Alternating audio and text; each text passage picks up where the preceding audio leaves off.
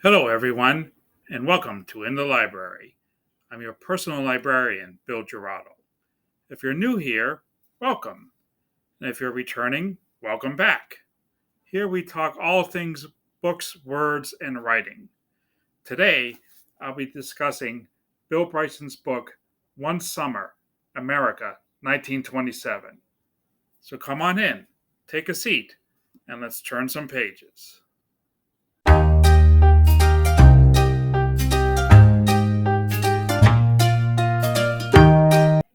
As I've mentioned a few times now, Bryson is one of my favorite authors. Check the link in the description for an earlier Bryson review. And this book does nothing to dissuade me from that notion. One Summer takes a look at a very specific 4-month period in America's history, the summer of 1927. It was a very busy summer. Let me cut in with a brief list of what happened that summer. Among other things, Charles Lindbergh made his historic flight, Sacco and Vanzetti were executed, Babe Ruth broke his own single season home run record, 70.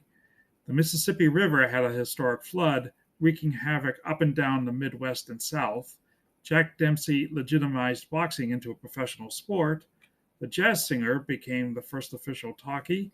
A weekend retreat of international bankers set the stage for the stock market crash.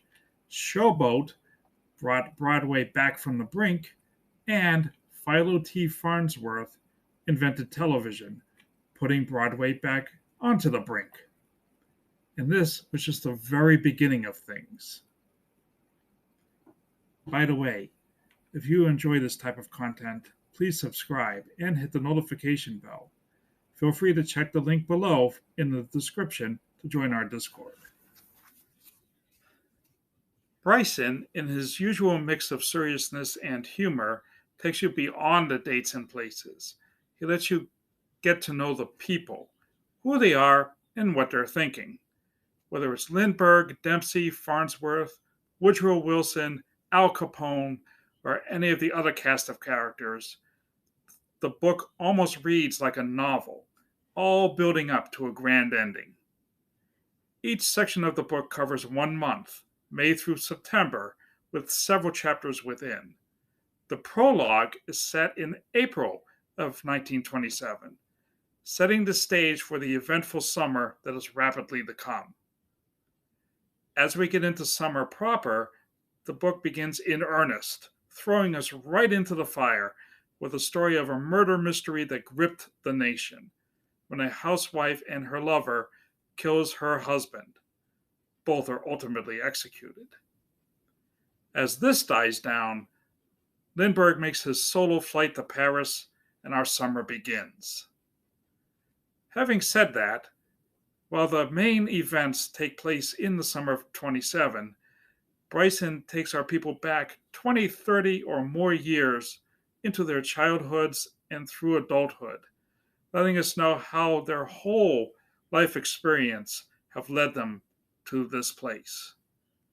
So the book is more than a history of 4 months. It's a history of the late 19th and early 20th centuries through the eyes of our main characters. It makes the subject matter more fulfilling as we can understand their motivations. Bryson packs a lot into 456 pages. As editor Bill mentioned, there's much going on. But he takes his time with it, allows time for his subjects to breathe, and for his reader to sit with what's happening. You do have to read the whole book to get everyone's full story, but the pacing is not exhausting. The epilogue brings us a hint of everyone's life after the main events of the summer, starting with Bryson's visit to the Smithsonian National Air and Space Museum in Washington, D.C. to see Charles Lindbergh's plane, the Spirit of St. Louis, in person. This wrap-up of all the people talked about in the book explores where everyone ended up. Some good endings, some not so good. All in all, this book is packed to the brim with adventure, intrigue, criminal activity, and romance. much like the 1920s itself. For those who enjoy early 20th century history, this book has it all. Highly recommended. So, there you go. That's it for this episode. You are always welcome to leave a comment and give a thumbs up. And check out the description for links related to the book and for lots of other ways to connect, including our brand new Discord and link to our merch store. Finally, as always, keep on reading. Thanks for watching. We'll see you next time.